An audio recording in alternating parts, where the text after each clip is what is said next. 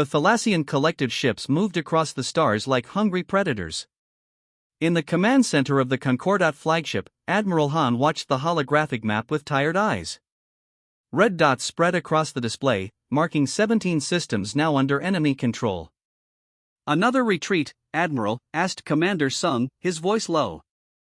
Han nodded. "The colony on Nereus 4 has fallen. Evacuation ships got only 30% of the population out before the hives took over." Around the circular command table, the other officers kept their eyes down. Everyone knew what happened to those captured by the Thalassians. The biomechanical invaders didn't just conquer, they transformed all life into extensions of their collective. "This can't continue," said Han, pressing her palms against the edge of the table. "At this rate, the entire Concordat will fall within a year." The Galactic Concordat had once been proud, 7 advanced civilizations united in peaceful trade and shared knowledge. Now, they were united only in fear. Lieutenant G entered the room with a datapad. "Admiral, the last defensive line at Helios Prime has broken. The Thalassians will reach our home system in 14 days. Commander Sun's face paled. "We've exhausted every tactical option. Every weapon in our arsenal." Han straightened her uniform. The decision she was about to make had kept her awake for weeks. "Not every option," she said. "There's still the beacon." The room fell silent. Everyone knew about the ancestral beacon, the mysterious device discovered in ruins beneath their capital city.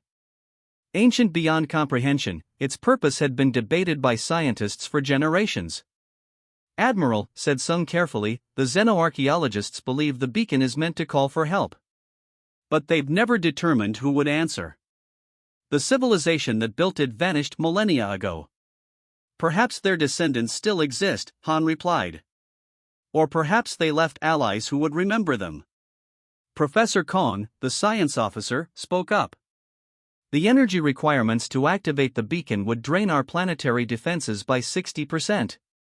If it doesn't work, we'd be even more vulnerable." "And if it does work?" Han countered. "We might gain allies powerful enough to stop the Thalassians." She looked around the table. "What choice do we have? Wait to be assimilated?" No one argued. They had all seen the footage from conquered worlds, the conversion chambers, the screams of those being transformed into mindless drones. Han tapped her communication band. "This is Admiral Han requesting direct link to Council Leader Yoon." The holographic face of the elderly council leader appeared above the table. Han explained the situation and her recommendation. "The beacon was left for a reason," she concluded. "We believe it was meant for a time exactly like this, when we face extinction." Yoon considered this, his weathered face solemn. "The legends say the beacon builders had contact with beings from beyond our section of the galaxy. Beings who might help in times of great need. Or beings who might finish what the Thalassians started," Commander Sung added quietly. Yoon closed his eyes briefly. "The Council will approve activation of the beacon. May our ancestors guide us." 2 days later, Han stood in the ancient underground chamber where the beacon had rested undisturbed for thousands of years. The device was surprisingly small, a crystalline sphere mounted on a pedestal of unknown metal. Professor Kong directed technicians as they connected power relays to the pedestal. "The beacon appears to function by creating quantum ripples that can travel instantly across vast distances," he explained. "According to our translations of the builder's texts, it was specifically designed to reach a world they called the Cradle." "Do we know where this cradle is?" Han asked. "We believe it refers to a small blue planet in a distant spiral galaxy. Why they considered it important remains unknown." The technicians finished their work. Everyone stepped back as energy began flowing into the ancient device. The crystal sphere glowed with increasing brightness, pulsing with hypnotic patterns. "Power levels at 40% and rising," reported a technician. Han felt a strange vibration in her chest, a resonance that seemed to touch something primitive in her brain.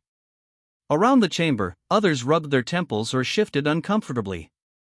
70%, called the technician. The crystal now burned with blue-white intensity. The metal pedestal hummed, producing tones that seemed to form patterns just beyond understanding. Full power. For a heartbeat, nothing happened. Then the crystal flashed blindingly bright. Han felt a pressure wave pass through her body, through the chamber, through the planet itself outward, faster than light, crossing the vast emptiness between galaxies. The message was simple: coordinates, technical specifications for receiving a response, and a desperate plea, help us. As the light faded, Han looked at the now dormant beacon. Now we wait, she said softly. Somewhere, 6,000 light-years away, on a blue-green planet called Earth, something ancient stirred in response. General Kim stood frozen before the ancient terminal as it came to life for the first time in human history. The underground Antarctic facility, discovered 50 years ago but never activated, now hummed with energy. Screens flickered with symbols no human language could match. "What's happening?" asked Colonel Bay, watching over her shoulder. "I don't know," Kim replied, her breath visible in the cold air. The system activated on its own. The facility had been Earth's most closely guarded secret, a structure of clearly non-human design buried under 2 miles of ice. For decades, scientists had studied it without understanding its purpose. Until now. "Look at this," said Dr. Park, the teen's xenolinguist. He pointed to a pattern forming on the main screen. "It's translating something." The symbol shifted, gradually forming into readable text. Distress signal detected. Origin, Concordat Prime Andromeda Sector. Threat level, extinction event. Activation protocol, initiated. A distress signal? From another galaxy?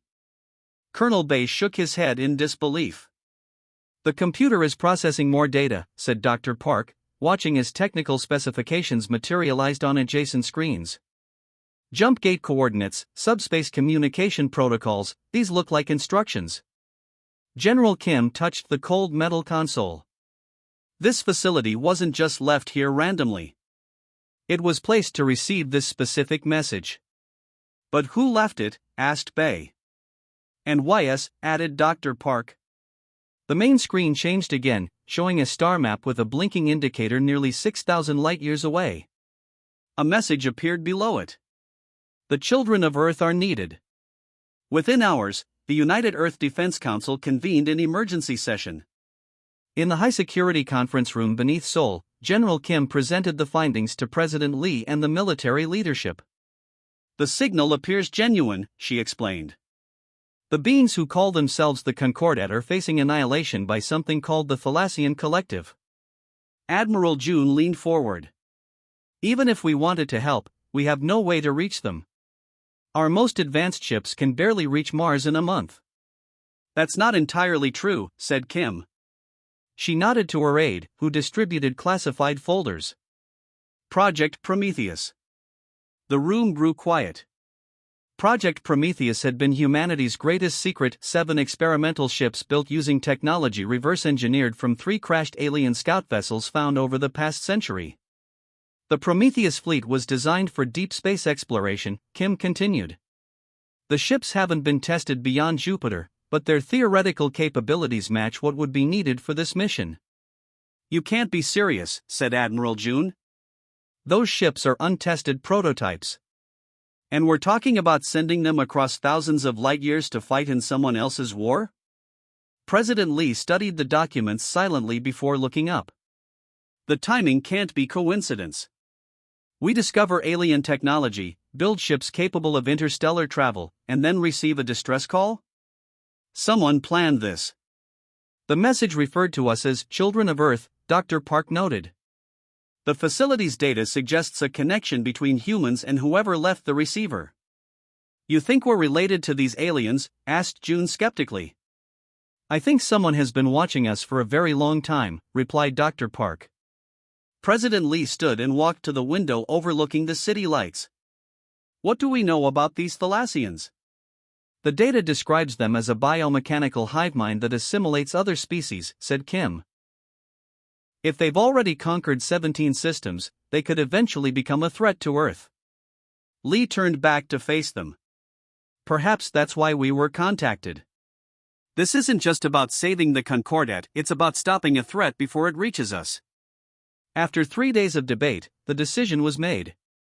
Operation Distant Shield would launch immediately. Humanity's first interstellar mission would be a military response to an alien distress call. At the lunar shipyard, General Kim watched as crews made final preparations to the 7 ships of the Prometheus fleet. Unlike the sleek vessels from science fiction, these were bulky and functional, built around the alien drive cores. The flagship, Prometheus Prime, would carry Kim herself, along with Earth's best soldiers, scientists, and a hastily assembled diplomatic team. "Are we really doing this?" asked Colonel Bay as they watched the loading operations. "We are," said Kim. "Our entire history may have been leading to this moment." Captain Yoon, the mission commander, approached with a tablet. "Final crew manifests are complete. All ships report ready for departure." Kim nodded. "Let's hope the jump drive works as designed." 24 hours later, the 7 ships of humanity's first battle fleet left Earth orbit. Following the ancient instructions, they aligned their drive cores and activated the alien technology. Space folded around them in ways human physics couldn't explain. With a flash of energy visible from Earth, the fleet vanished, heading toward a desperate battle in a distant galaxy. Across the void, Admiral Han of the Concordat watched her sensors and waited, hoping someone had heard their call. Admiral Han stood at the command center window, watching Thalassian ships surround the last defensive perimeter around Concordat Prime. The great capital city below glowed with shield energy as it struggled against bombardment. 3 weeks had passed since the beacon's activation. Hope was fading. "Admiral," called Lieutenant G from the sensor station. "Something's happening at the edge of the system." Han turned from the window. "Thalassian reinforcements?" "No, ma'am. The energy signature is unknown." The main display showed a sudden distortion forming near the outer planet. Space itself seemed to fold inward, creating a swirling vortex of light. Then, with a burst of energy that temporarily blinded their sensors, 7 vessels emerged from the anomaly. "Configuration unknown," reported G. "Design doesn't match any recorded species." The strange ships moved with purpose, heading directly toward the battle. Unlike the organic curves of Concordat vessels or the sharp angles of Thalassian craft, these newcomers had a utilitarian, almost primitive appearance: metal hulls with visible engine ports and weapon mounts. "They're hailing us," said the communications officer. "Audio transmission." Han nodded. "Let's hear it." A steady voice filled the command center. "This is Admiral Park of the United Earth Defense Force. We received your call for aid. We stand ready to assist." Silence fell across the bridge. Earth. The mythical world from their ancient texts. The homeworld their ancestors had called the cradle. "Open a channel," Han ordered, her voice barely steady. "This is Admiral Han of the Concordat fleet. We didn't know if anyone would come. We came as quickly as we could," Park replied. "We've analyzed your enemy's attack patterns. Request permission to engage."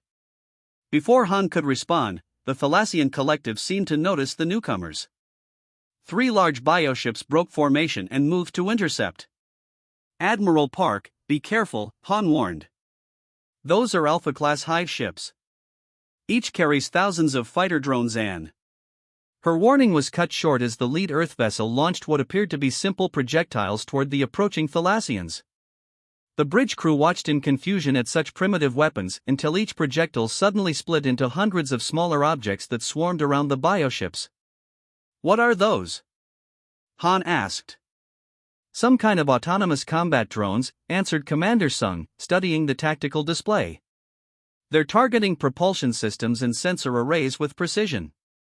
The Thalassian ships, accustomed to overwhelming enemies with superior numbers, suddenly found themselves matched.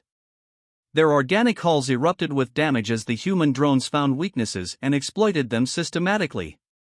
"Impossible," whispered Sung. "How could they know the vulnerabilities so quickly?" The largest Earthship moved forward, firing energy weapons unlike anything the Concordat had seen, not the elegant plasma streams of their own weapons, but raw, overwhelming force that tore through Thalassian defenses. Han opened the communication channel again. Admiral Park, your technology, how are you doing this?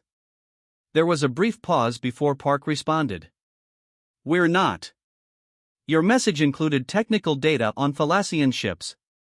We simply adapted our weapons accordingly. But those designs would require years of research to implement. We had 3 days, Park replied matter-of-factly. Humans are adaptable. As the battle continued, Han watched in amazement. The Earth vessels didn't fight like any species she had encountered. They used unpredictable maneuvers, constantly changing tactics. When Thalassian forces adapted to one approach, the humans immediately switched to another. They fight like there's 7 different species, not one unified force, noted Commander Sung. That's because they are, said Professor Kong, who had been quietly analyzing the battle data. Their communication patterns suggest multiple command structures acting independently but toward a common goal. The Thalassian hive mind, used to opponents who fought with logical, predictable strategies, seemed confused by the humans' approach. Its usual advantage, the ability to process battlefield information through a single consciousness, became a weakness against enemies who deliberately created chaos. When the largest Thalassian ship launched a wave of biological torpedoes, 2 human vessels moved directly into their path, an apparent suicide maneuver. But instead of being destroyed, they released clouds of microscopic particles that neutralized the bioweapons instantly. They're using countermeasures we never considered, said Kong with growing excitement. They're thinking differently. 3 hours into the battle, the Thalassian assault faltered. For the first time since the war began, the hive mind ships began to retreat. Admiral Han couldn't believe what she was seeing. They're withdrawing from Concordat Prime. Admiral Park's voice came through again, the immediate threat has been contained. Request permission to dock and establish formal contact. Han looked around at her bridge crew, seeing hope in their eyes for the first time in months. Permission granted, Admiral, she said. I believe there's much we can learn from each other. As the Earth vessels approached the space dock, Han wondered what kind of beings could fight with such strange yet effective methods. The legends had called humans resourceful and unpredictable, but they hadn't mentioned dangerous. The Grand Hall of the Concordat Council had never hosted beings from outside their 7-member species. Today, it made history. 5 humans stood before the assembled representatives: Admiral Park, 2 military officers, a scientist, and a diplomat. Council leader Yoon studied the visitors with undisguised curiosity. They looked remarkably similar to his own people, yet with subtle differences. Their body language, their expressions, all suggested a complexity that both intrigued and unsettled him. We formally welcome the representatives of Earth, Yoon announced. Your intervention has given us the first victory against the Thalassian collective since this war began. Ambassador Choi, the human diplomat, stepped forward.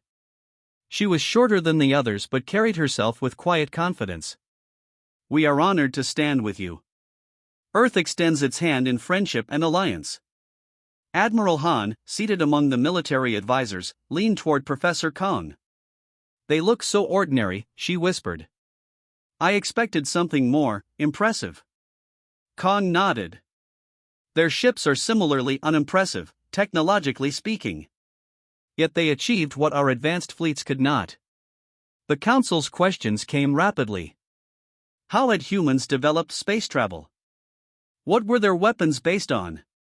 How had they translated the beacon signal so quickly? Admiral Park answered with remarkable honesty. By your standards, we are primitive. We've only recently mastered interplanetary travel within our own system. The technology that brought us here was reverse engineered from crashed scout ships we found on Earth.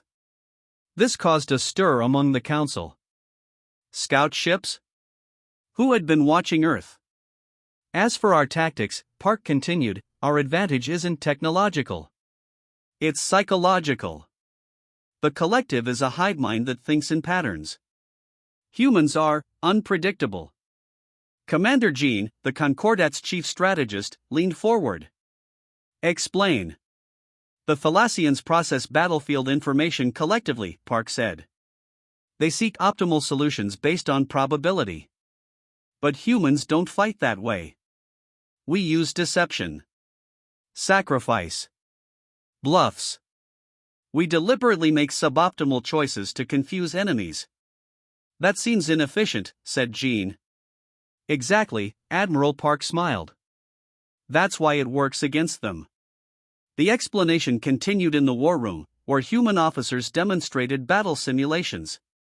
The Concordat military leaders watched in fascination as humans outlined strategies that seemed contradictory to established military doctrine. You must understand, Ambassador Choi told the gathered leaders, Earth has spent millennia fighting ourselves. We've perfected the art of war against enemies who think like we do. The Thalassians don't stand a chance against that kind of experience. Later that evening, at a more private gathering, Admiral Han spoke directly with Admiral Park. Your people fight with remarkable intensity, she observed. I saw your soldiers rushing into situations where death seemed certain. Park nodded. Humans have a complex relationship with self-preservation. We value life, but we value purpose more. Purpose? Meaning. Cause. The welfare of others. Park looked out at the capital city lights. Many humans would rather die protecting something meaningful than live without purpose. Han considered this. The Thalassians cannot comprehend such thinking. Their hive mind values only continuation and expansion. That's why they'll lose, Park said simply. They can't understand why a pilot would crash their ship into a hive center to save others. They can't calculate the value of sacrifice. Over the following weeks, the Concordat watched the humans with growing fascination. The visitors established a base on a moon orbiting Concordat Prime, from which they launched increasingly bold strikes against Thalassian positions. What surprised the Concordat most was not the humans' bravery, but their adaptability. They mastered alien technology with stunning speed, incorporated Concordat weapons into their arsenal, and even began learning the biological principles behind Thalassian organisms. They're like children who never stop asking questions, Professor Kong told Admiral Han after visiting the human base. They take nothing for granted. They question everything. Including our tactics, Han noted with a mix of annoyance and admiration. A human officer had recently challenged centuries of Concordat military doctrine during a planning session. They see things differently, Kong replied. Perhaps that's why the beacon was calibrated to reach them. The true turning point came 2 months after the humans' arrival. A Thalassian strike force attacked a lightly defended Concordat colony. The humans responded not by meeting the attack head-on, but by targeting the Thalassians' distant supply depot instead. Why not defend the colony directly? Council leader Yoon had demanded. Admiral Park's answer was chillingly simple, because that's what they expect. We need to do what they fear. The strategy worked. The Thalassians, suddenly cut off from resources, abandoned their attack to protect their supply lines. For the first time, the collective seemed uncertain, even afraid. They're learning something new, Ambassador Choi explained to the council. Fear. The hive mind has never needed to fear before. Admiral Han watched the strategic display as Thalassian forces began consolidating, becoming defensive rather than aggressive. They're not just fighting differently, she realized. They're changing how war itself is fought. One standard year after their arrival, Admiral Han stood with Admiral Park on the observation deck of the Concordat peace station. Below them, something unprecedented was happening. Representatives of the Thalassian collective were meeting with Concordat diplomats. Not as conquerors, but as negotiators. I never thought I'd see this day, Han admitted, watching the strange procession of Thalassian bioforms entering the diplomatic chamber. A year ago, we were facing extinction. Park nodded. The war isn't over, but it's changed. The change had begun 3 months earlier when a human scientist named Dr. Min made a startling discovery. The Thalassian hive mind wasn't a single consciousness as everyone had assumed. It was billions of connected minds, each retaining a tiny spark of individuality. Using this knowledge, humans had developed a communication method that reached those buried individual consciousnesses. For the first time, parts of the collective began questioning the whole. Is it true your people found a way to speak directly to the original beings inside the collective? Han asked. In a way, Park replied. We discovered that music, specific harmonic patterns, could reach past the hive mind's control. The enslaved beings inside still respond to beauty. Han shook her head in wonder. Of all the weapons in the galaxy, you defeated them with songs. Not defeated, Park corrected. Awakened. Below, the first formal treaty between the Concordat and a faction of the Thalassian collective was being signed. Not all of the hive mind had accepted the new reality. Fighting continued on many fronts, but a significant portion had begun the painful process of separation and individuality. The Galactic Concordat itself was changing. Earth had been formally invited to join the alliance, despite humanity's relative technological limitations. The council chamber, once reserved for the 7 founding species, now included a permanent human delegation. Many council members still fear your people, Han said quietly. They see how quickly you adapt, how easily you master our technology. Some worry that humans might become the next threat. Park smiled slightly. They're not entirely wrong to worry. Human history is complicated. That's why we need you, Han replied. The galaxy has become too predictable, too set in its ways. The Thalassians nearly destroyed us because we couldn't imagine new solutions. Later that week, Han attended a council session where the latest reports from the research teams were presented. Human scientists working alongside Concordat experts had made remarkable progress deciphering the ancient records left by the beacon builders. Professor Khan presented the findings with barely contained excitement. The evidence is now conclusive. The beacon builders were not just connected to humans, they were the same species. Images appeared showing DNA comparisons between humans and ancient tissue samples preserved in the ruins. The match was unmistakable. Approximately 100,000 years ago, Kong continued, an advanced human civilization spread across this sector of the galaxy. They established colonies on hundreds of worlds, including the original Concordat homeworlds. Council leader Yoon leaned forward. Are you suggesting that our people, all Concordat species, were seeded by these ancient humans? Not exactly, Kong replied. Rather, the evidence suggests they guided our early evolution, then retreated back to Earth, leaving the beacon as insurance. Insurance? Asked a council member. Ambassador Choi stepped forward to explain. They anticipated threats like the Thalassians. They calculated that the galaxy might someday need humanity's unique combination of cooperation and competition, empathy and aggression, logic and intuition.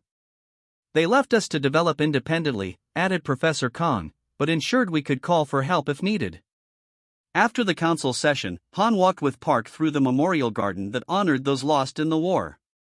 The first human embassy had opened on Concordat Prime, and Earth was preparing to receive its first extraterrestrial visitors. What happens now? Han asked. When the fighting is truly over? Park considered the question. We explore. We learn. We help rebuild what was destroyed. And then you'll return to Earth? Some will. Others will stay. Park looked up at the unfamiliar stars. Humans have always dreamed of what lies beyond our world. Now we know. In the center of the capital city, construction had begun on a monument not to victory, but to connection. It featured the ancient beacon, surrounded by symbols of all species now united in the expanded Concordat.